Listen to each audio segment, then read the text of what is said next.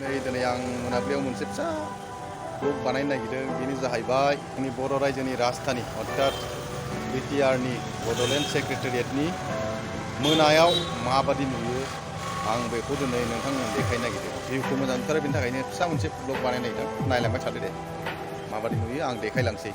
नैबे जाबाय gate मोखांनिफ्राय start खालामबाय। बेनो जाबाय बड'लेण्ड सेक्रेटारियेटनि मोनायाव माबादि नुयो बिनि भिउखौ नायदो।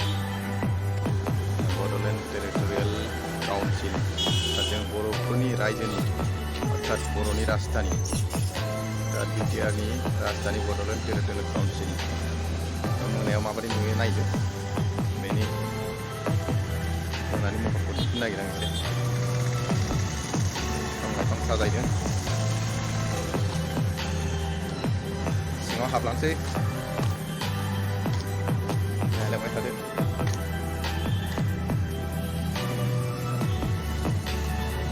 आवगायलांबाय गेटजों, माने माबादि नुयो नायदो। नैबेनो दानि बड'लेण्ड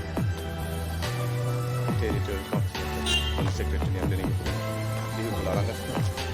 मोनसे गारि फैदों। नै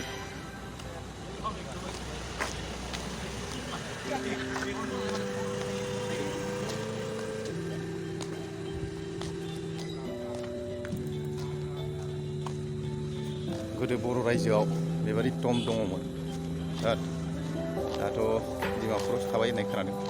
दा बेखौ जोंनि बेहाय बानायनाय जादों। बड'लेण्ड टेरिटरियेल काउन्सिलनि सिं गेट मोखाङाव भिउखौ नायलांदो। मोजां नुयो मोनायाव। खाथि खालानाथ' बयबो नुबाय थाखायो जाहैबाय, गोजानफोरनासो बेनि भिउआ माबादि बेखौ नुफेराखै। लांगासिनो दं दा, नाहरदो आंनि उनथिं माबादि नुदों। जि मोजां समायखायो। आं दिनै सिंसिं थांथारगोन। आवगायलांगासिनो दं। गोदोसो मोसानाय बागुरुम्बा नायदों मोनायाव। मोनानि भिउखौ नुयो नायदों।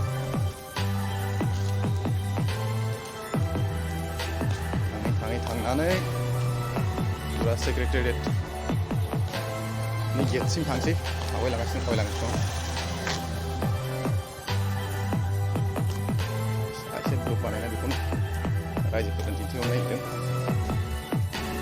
बे हमारा बड़ों का राजधानी बीटीआर का सेक्रेटरीट मतलब बडोलैंड टेरिटोरियल काउंसिल का असेंबली रात की नजर आ रही, यानी रात की व्यू देखते जाइए।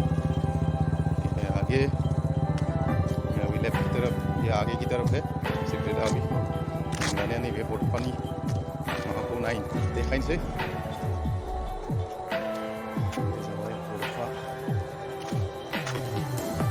उपेन्द्रनाथ ब्रह्म, बिथाङा जोनोम मोन्दोंमोन 1950-60 31 मार्च आरो बिथांनि थैनायनि दिना जाहैबाय 1990 1 मे।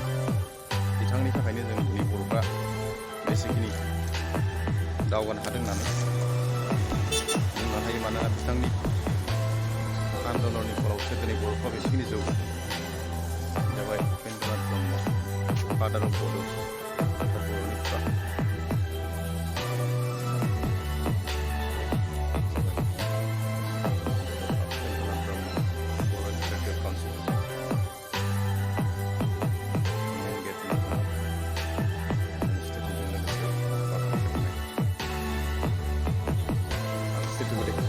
नैबे जाबाय बड'लेण्ड टेरिटरियेल काउन्सिल अर्थात सेक्रेटारियेटनि सिङाव हाबला। आं खालि गेट सिंल' थाबाय। बयबो फैखांखाबाय जाहैबाय। सोरबाफोर जुदि फैयाखैबा आं मोनानि भिउखौल' देखायो। बे जाबाय Bodoland territorial council legislative assembly आरो मोनानि भिउआव नायदो। नै गोबां मानसिफ्रा फट'शट लागासिनो दं गेट मोखांनि।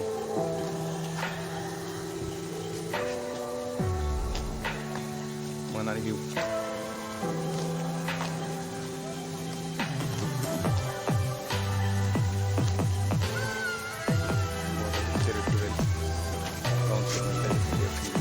मोनानि भिउ जाहैबाय।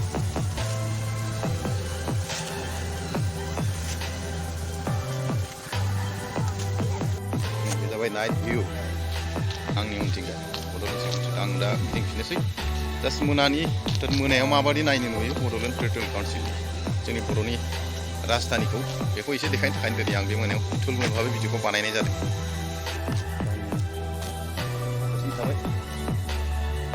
बर'नि बिफा बर'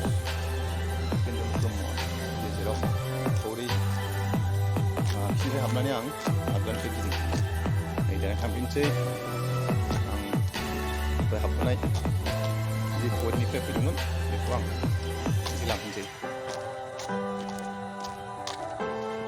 नायलांदो बर' रायजोनि राजधानी मोनानि भिउ बडोलैंड टेरिटोरियल काउंसिल का रात का ये नज़ारा देख लीजिए कैसा लगता है।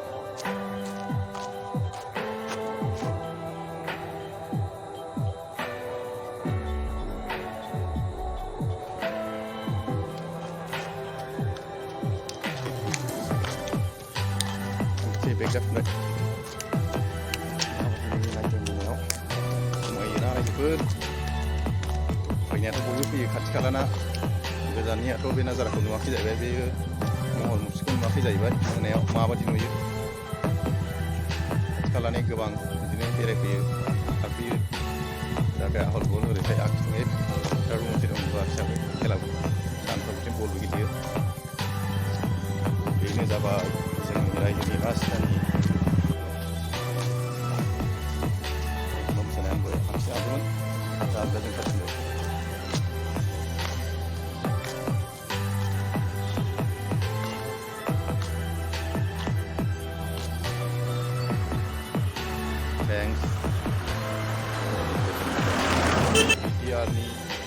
राजधानी Bodoland territorial council legislative assembly gate मोखांनि भिउ बे मोनानि नाइट भिउ मोनानि भिउ माबा नुदों मोजां नुदों रायजोफोर ओरैनो थुलमुल बेखौनो बानायसाबबाय मोनाया माबादि नुयो खाथि खालानाथ' बयबो नुबाय थायो जाहैबाय सोरबाफोर जुदि क'क्राझाराव फैयोबा मोनायाव नायफैबा गोजोननाय मोनगोन मिथिबाय नै दे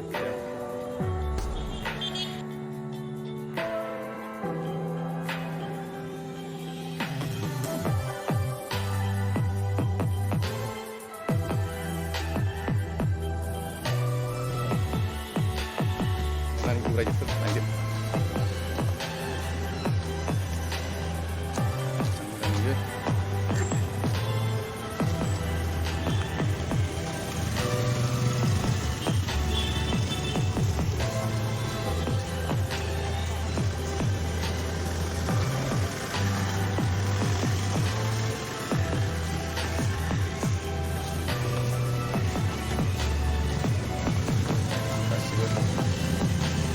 दामग्रा दामनाय देनाय मोसानायनि लोगोसे राजधानी बड'लेण्ड टेरिटोरियल काउन्सिलनि गेट मोखां मोजां मोनदोंबा रायजोफोर कमेन्ट हरदो जोंनिनो राजधानी बे रावनिबो नङा बर'नि राजधानीलै रायजोफोर मोनानि भिउ खाथि खालानाथ' बयबो नुबाय थागोन गोजाननिया मोनानि भिउखौ नुनोबा थाफैनानै नायफैनांगोन बेरायनो फैबाय बायोबा मोनाबिलि समाव नायफै मोजां नुयो भिडिअखौ एसेयावनो फोजोबनाय जानोसै मानोना लाइट गैया हिसाबै खोमसि रायजोफोर एसेनोसै रायजोफोर दिनैनि